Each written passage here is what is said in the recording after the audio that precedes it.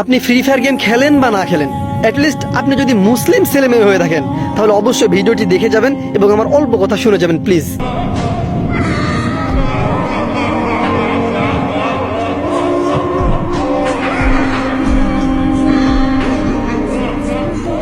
নাউজুবিল্লাহ। তো আমরা যেটা দেখলাম ভিডিওতে, যারা ফ্রি ফায়ার খেলেন তারা অবশ্যই বুঝে গিয়েছেন এটা ফ্রি ফায়ারের একটি স্কিন।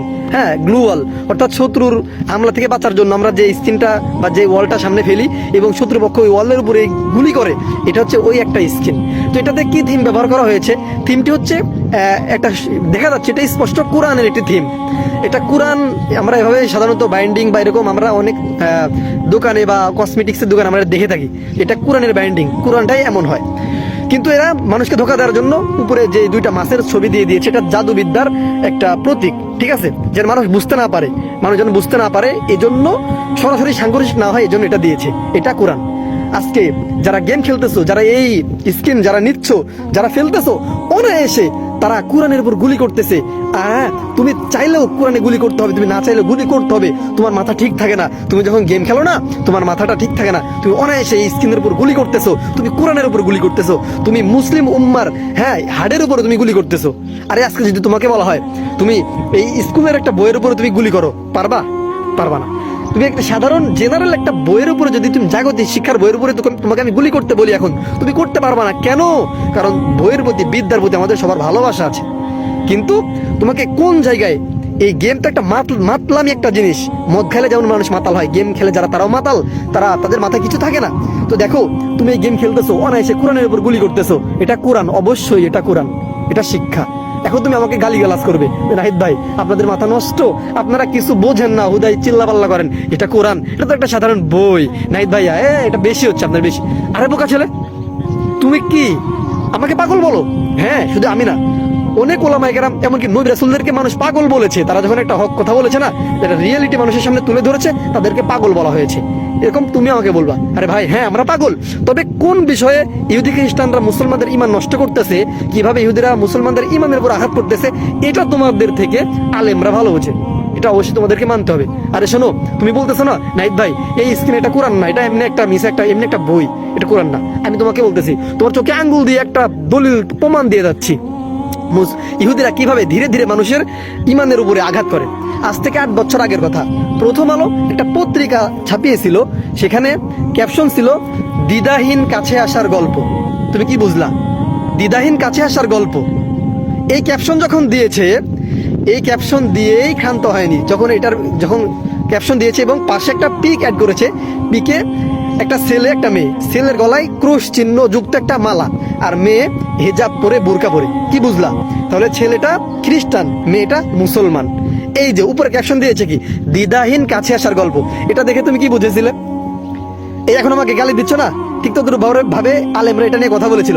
তখন এভাবে ওই তৎকালীন সময়ে তোমার মতো কিছু পোলাপান, কিছু জেনারেল শিক্ষিত মানুষ, তারা আলেমদের গালি দিয়েছিল। হুজুরদের কোনো কাজ নেই এটা নিয়ে কথা বলার বিষয়, এটাও কি কথা বলার বিষয়? আরে বোকা ছেলে, হ্যাঁ আল্লাহ বলছে ওয়ালা তানকিহুল মুশরিকাতি হাত্তা ইয়াতাহুরনা, এই দুনিয়ার নারীরা তোমরা কি করো না, বিধর্মী পুরুষদেরকে বিয়ে করো না, হ্যাঁ, যতক্ষণ না পর্যন্ত তারা মুসলমান না হয়। এবং ছেলেদেরকে বলেছে তোমরা খ্রিস্টান ইহুদি মেয়েদেরকে বিয়ে করো না। এটা আল্লাহ তাআলার কথা। এই কথাকে তারা উপেক্ষা করে লিখেছে দ্বিধাহীন কাছে আসার গল্প। এটা যখন বলেছিল, ওলামায়ে কেরাম কথা তুলেছিল, তখন অনেকেই অকাট্য ভাষায় গালি দিয়েছিল, যেমন আজকে তুমি আমাকে দিচ্ছ কমেন্ট বক্সে। হ্যাঁ, তো দেখো, এটা আলেমরা বললো, কেউ কিছু বললো না, কোনো কেউ কথা শুনলো না, এটা এমনিই ছেড়ে দিল।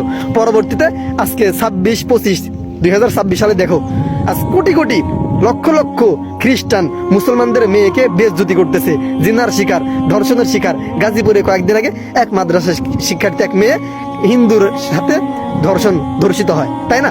বলো, এই যে এগুলা কি হারে বাস্তবায়ন হয়েছিল, কিন্তু ওই সময় কি এটা আমরা বুঝেছিলাম? বুঝি নাই। তো আমরা এই যে ইহুদিরা অল্প একটু ধর্মের উপর আঘাত করার পরে দেখে যে এরা মুসলমানদের ব্রেন কি ঘুমিয়ে আছে না জাগ্রত। যদি ঘুমিয়ে থাকে তাহলে 2 বছর পর আরেকটু বাড়াবে, যদি এভাবেই চলে 2 বছর পর আরেকটু বাড়াবে।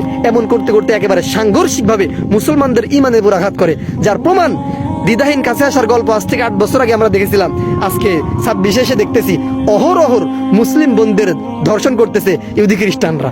এটাই ইসলামকে অবমাননা, ইসলামকে মিশে দেওয়ার চক্রান্ত ইহুদি খ্রিস্টানদের। বোকা ছেলে, ইহুদি খ্রিস্টানরা একদিনে তোমাকে রাস্তায় নামাবে না, একদিনে তোমার ইমানকে নষ্ট করবে না। আজকে যদি তোমাকে বলা হয় তুমি কোরআনের উপর গুলি করো, তুমি পারবা না, তুমি করবা না, তোমার অন্তরে ইমান আছে। হ্যাঁ, এজন্য তারা এই কোরআনের একটা থিম বানিয়ে তারা ফ্রি ফায়ার এটা মাতলামি গেমের মধ্যে দিয়ে দিয়েছে। আজকে হাজার হাজার মুসলমানের ছেলে এই গেমটা খেলতে গিয়ে অনায়াসে অনিচ্ছাতেই সে এই কোরআনের উপরে গুলি করতেছে। এভাবে গুলি করতে করতে 5 বছর যখন চলে যাবে, 10 বছর চলে যাবে, তোমার মাইন্ড থেকে, তোমার মাথা থেকে এই চিন্তা চলে যাবে যেটা কোরআনের একটা আজমত, কোরআনের একটা মহব্বত, এখানে গুলি করা যাবে না, এই যে একটা চিন্তা এটা তোমার মাথা থেকে চলে যাবে। তখন তুমি সাইকো হয়ে যাবে। হ্যাঁ, তখন তুমি ইচ্ছা করলে তুমি এই কিছু টাকা দিলেই তুমি কিছু টাকার বিনিময়ে কোরআনের উপর গুলি করবে। তোমার আর মাথায় থাকবে না যেটা সম্মানের বস্তু, এটা শিক্ষা, এটা বিদ্যা, এটা কোরআন, এটা আমাকে ভালোবাসতে হবে, এখানে বেয়াদবি করা যাবে না, এই চিন্তা তোমার থাকবে না। তখন তুমি অনায়াসেই কোরআনের উপর গুলি করবে। এটাই হলো ইহুদি খ্রিস্টানদের বাস্তবতা, তাদের রিয়ালিটি। ঠিক আছে, তারা এভাবেই আস্তে আস্তে মুসলমানদের ইমানের উপর আঘাত করে, তারা একদিনে করে না। কাজেই তুমি যতই বলো নাহিদ ভাই এটা এমনি বলতেছেন, বেশি হয়ে গেল, বেশি না ভাই, এটাই এভাবে আমাদের ইমানকে নষ্ট করে আসতেছে যুগ যুগ ধরে ইহুদি খ্রিস্টানরা। তারা একবারে তোমাকে এভাবে রাস্তায় নামাবে না, একবার তোমার ইমানটাকে নষ্ট করবে না। কাজে আমি তোমাদেরকে বলবো, সমস্ত মুসলিম ভাই বোনদেরকে বলবো, তোমরা এই ভিডিওটি অবশ্যই বেশি থেকে বেশি শেয়ার করে দাও এবং মুসলমানদের এই ইমান নষ্টের রাস্তা থেকে ফিরে আসার জন্য তাদেরকে হেল্প করো এবং বন্ধুদেরকে সতর্ক করতে ভিডিওটি ব্যাপক হারে শেয়ার করে দাও। নিজে সতর্ক হও, নিজের ইমান টিকাও, আরেকজনের ইমানকে টিকাইতে সাহায্য করো, ভিডিওটি শেয়ার করে দাও। আল্লাহ হাফেজ।